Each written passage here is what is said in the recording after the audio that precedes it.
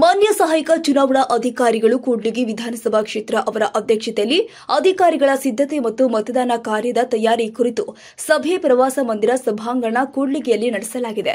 ಸಭೆಯಲ್ಲಿ ಸಹಾಯಕ ಚುನಾವಣಾ ಅಧಿಕಾರಿಗಳು ಆದ ಡಾ ಎಚ್ಎನ್ ರಘು ಅವರು ಮಾತನಾಡುತ್ತಾ, ಮತದಾನ ಇನ್ನು 3 ದಿನಗಳ ಬಾಕಿ ಇದ್ದು ಮತದಾನಕ್ಕೆ ಪ್ರತಿ ಕೇಂದ್ರದಲ್ಲಿ ಮತಗಟ್ಟೆಗಳನ್ನು ಎಲ್ಲಾ ಸೌಲಭ್ಯಗಳಿಂದ ಅಭಿವೃದ್ಧಿಗೊಳಿಸಿ ಮತಕೇಂದ್ರಕ್ಕೆ ಬಂದಿರುವ ಅಧಿಕಾರಿಗಳ ಅನುಕೂಲತೆ ಹಾಗೂ ಮತದಾನ ನಡೆಯುವ ಕೇಂದ್ರದಲ್ಲಿ ಕೊಠಡಿಗಳ ಸುರಕ್ಷತೆ ವ್ಯವಸ್ಥೆ, ನೀರಿನ ವ್ಯವಸ್ಥೆ, ಲೈಟಿನ ವ್ಯವಸ್ಥೆ ಮಾಡುವುದು ಕಡ್ಡಾಯ.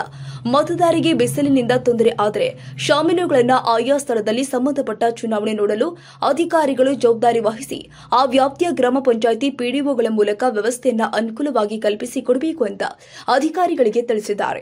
ಹಾಗೂ ಅಂಗವಿಕಲರಿಗೆ, ಅನಾರೋಗ್ಯದಿಂದ ಬಳಲುತ್ತಿರುವವರಿಗೆ ಅನುಕೂಲವಾಗಲು ವೀಲ್ ಚೇರ್ ಅವರ ಸ್ಥಳದಿಂದ ಮತದಾನದ ಸ್ಥಳಕ್ಕೆ ಬರಲು ವಾಹನದ ವ್ಯವಸ್ಥೆ ಕಡ್ಡಾಯವಾಗಿ ಕಲ್ಪಿಸಬೇಕು ಅಂತ ಅಧಿಕಾರಿಗಳಿಗೆ ಸೂಚಿಸಿದ್ದಾರೆ.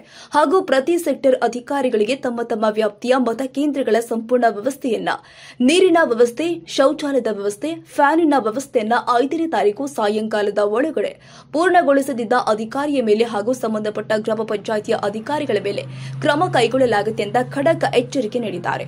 ಆದರೂ ಕೂಡ ಇದುವರೆಗೂ ಇನ್ನೂ ಕೆಲವು ಮತಕೇಂದ್ರದಲ್ಲಿ ಮೂಲ ಸೌಕರ್ಯಗಳು ಇಲ್ಲದೆ ಅವ್ಯವಸ್ಥೆ ಸ್ಥಿತಿ ಇದ್ದು ಕೆಲವು ಅಧಿಕಾರಿಗಳು ಬೇಜವಾಬ್ದಾರಿತನವನ್ನು ವಹಿಸ್ತಾ ಇರುವುದು ಮೇಲಧಿಕಾರಿಗಳಿಗೆ ನುಂಗಲಾರದ ತುತ್ತಾಗಿದೆ. ಮತದಾನ ಪ್ರಕ್ರಿಯೆ ದಿನಾಂಕ ನಿಗದಿಯಾಗಿ 2 ತಿಂಗಳಾದರೂ ಮತದಾನಕ್ಕೆ 3 ದಿನಗಳಿದ್ರೂ ಕೂಡ ಕೆಲವು ಮತಕೇಂದ್ರಗಳಿಗೆ ಶೌಚಾಲಯದ ವ್ಯವಸ್ಥೆ, ನೀರಿನ ವ್ಯವಸ್ಥೆ, ಕೊಠಡಿ ಸೋರುವಿಕೆ, ಫ್ಯಾನ್ ವ್ಯವಸ್ಥೆ, ಕರೆಂಟಿನ ವ್ಯವಸ್ಥೆ, ಮತದಾರರು ಮತದಾನ ಮಾಡಲು ಸುರಕ್ಷತೆ ಅನುಕೂಲಗಳು ಕಲ್ಪಿಸಲಾಗಿದೆ. ಪರಿಸ್ಥಿತಿಯಲ್ಲಿ ಕೆಲವು ಮತಗಟ್ಟೆಗಳು ನೆನೆಗುದಿಗೆ ಬಿದ್ದಿರೋದು ಮೇಲ್ನೋಟಕ್ಕೆ ಕಂಡು ಬರ್ತಾ ಇದ್ರು. ಅಧಿಕಾರಿಗಳು ಮಾತ್ರ ಮೇಲಧಿಕಾರಿಗಳಿಗೆ ಎಲ್ಲವೂ ಸರಿಯಾಗಿದೆ ಅಂತ ಸುಳ್ಳು ವರದಿಯನ್ನು ನೀಡುತ್ತಾ ಮತದಾನಕ್ಕೆ ಹೆಜ್ಜೆ ಇಡ್ತಾ ಇತ್ತು. ಅಧಿಕಾರಿಗಳ ಬೇಜವಾಬ್ದಾರಿತನದ ಮುಖ ನೋಡಿಕೊಳ್ಳುವ ಕನ್ನಡಿಯಾಗಿದೆ. ಅದೇನೇ ಇದ್ರೂ ಕೂಡ ಸೌಲಭ್ಯಗಳೆಲ್ಲದಿದ್ರೂ ಮತದಾರ ಪ್ರಭುಗಳು ಮೇ 7ರಂದು ಮತದಾನಕ್ಕೆ ಕಾತುರದಲ್ಲಿ ಇದ್ದಾರೆ. ಸಭೆಯಲ್ಲಿ ಶಿಕ್ಷಣ ಇಲಾಖೆಯವರಿಗೆ ಪ್ರತಿ ಶಾಲೆಯ ಮತಕೇಂದ್ರಗಳು ಸೌಲಭ್ಯಗಳನ್ನು ಕಲ್ಪಿಸಿಕೊಡಬೇಕು ಅಂತ ಕ್ಷೇತ್ರದ ಶಿಕ್ಷಣಾಧಿಕಾರಿಗಳಿಗೆ ಜವಾಬ್ದಾರಿ ವಹಿಸಿದ್ದು, ಪ್ರತಿ ಮತಕೇಂದ್ರದಲ್ಲಿ ಮತದಾರರಿಗೆ ಆರೋಗ್ಯದಲ್ಲಿ ವ್ಯತ್ಯಾಸ ಕಂಡುಬಂದಲ್ಲಿ ಸ್ಥಳದಲ್ಲಿಯೇ ಚಿಕಿತ್ಸೆ ನೀಡಲು ವೈದ್ಯಕೀಯ ಸಿಬ್ಬಂದಿ ಉಪಸ್ಥಿತರಿರಬೇಕಾಗಿ ತಾಲೂಕು ಆರೋಗ್ಯ ವೈದ್ಯಾಧಿಕಾರಿಗಳಿಗೆ ಜವಾಬ್ದಾರಿ ನೀಡಿದ್ದು, ಮತಕೇಂದ್ರದಲ್ಲಿ ಯಾವುದೇ ಅಹಿತಕರ ಘಟನೆಗಳು ನಡೆಯದಂತೆ ಕಟ್ಟೆಚ್ಚರ ವಹಿಸಲು ಸೂಕ್ಷ್ಮ ಮತಕೇಂದ್ರವನ್ನು ಕಟ್ಟುನಿಟ್ಟಾಗಿ ಭದ್ರತಾ ಸಿಬ್ಬಂದಿಯನ್ನು ನೇಮಿಸಲು ಪೊಲೀಸ್ ಮೇಲಧಿಕಾರಿಗಳಿಗೆ ಜವಾಬ್ದಾರಿ ನೀಡಲಾಗಿದ್ದು, ಪ್ರತಿ ಹಳ್ಳಿಯಲ್ಲಿ ಮತದಾರರು ಸುರಕ್ಷಿತವಾಗಿ ಮತ ಚಲಾಯಿಸಲು ಅನುಕೂಲಕರವಾದ ಸೌಲಭ್ಯಗಳನ್ನು ಕಲ್ಪಿಸಿಕೊಡಲು ತಾಲೂಕು ಪಂಚಾಯಿತಿ ಕಾರ್ಯನಿರ್ವಾಹಕ ಅಧಿಕಾರಿಗಳಿಗೆ ಜವಾಬ್ದಾರಿ ನೀಡಲಾಗಿದ್ದು, ಯಾವುದೇ ತೊಂದರೆ ಆಗದಂತೆ ಸುರಕ್ಷಿತವಾಗಿ ಲೋಕಸಭಾ ಚುನಾವಣೆಯ ಮತದಾನ ಹೆಚ್ಚಿನ ಪ್ರಮಾಣದಲ್ಲಿ ಮೇ 7ರಂದು ಮತದಾನ ನಡೆಯಲು ಎಲ್ಲ ಸುರಕ್ಷಿತವಾದ ಸೌಲಭ್ಯಗಳಿಂದ ಮತದಾನಕ್ಕೆ ಎಲ್ಲ ಅಧಿಕಾರಿಗಳು, ಸಾರ್ವಜನಿಕರು ಸಹಕರಿಸಬೇಕು ಅಂತ ಸಹಾಯಕ ಚುನಾವಣಾ ಅಧಿಕಾರಿಗಳು ಆದ ಡಾ ಎಚ್ಎನ್ ರಘು ಅವರು ಅಧಿಕಾರಿಗಳ ಸಭೆಯಲ್ಲಿ ತಿಳಿಸಿದ್ದಾರೆ.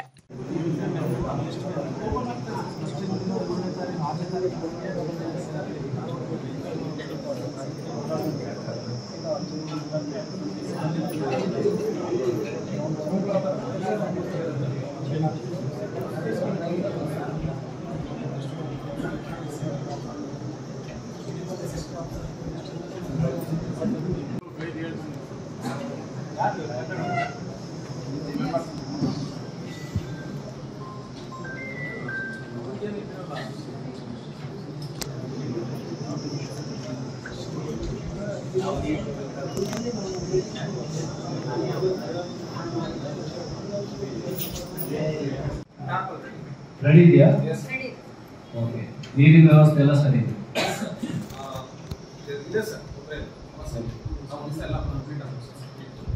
ಸೆಕ್ಟರ್ ಈಗ ಹೇಳಿದ್ದು ಎಲ್ಲರೂ ಅನ್ವಯಿಸುತ್ತೆ. ಈಗ ತುಂಬಾ ಚೆನ್ನಾಗಿದೆ ಅಂತ ಹೇಳ್ಬೋದು. ಈ ತರ ಅಡಿಷನಲ್ ಪ್ರಿಪರೇಷನ್ ಆಗಿರ್ಬೇಕು. ಓಕೆನಾ? ಆಮೇಲೆ ಜನರಲ್ ಇನ್ಸ್ಟ್ರಕ್ಷನ್ ಇದೆ ವಿಡಿಯೋಗಳಿಗೆ, ಮತ್ತೆ ಹೇಳ್ತೀನಿ ಜನರಲ್ ಆಗಿ. ಇಂಡಿವಿಜುವಲ್ ಆಗಿ ತಗೊಳ್ಳೋಣ. Sector number 3.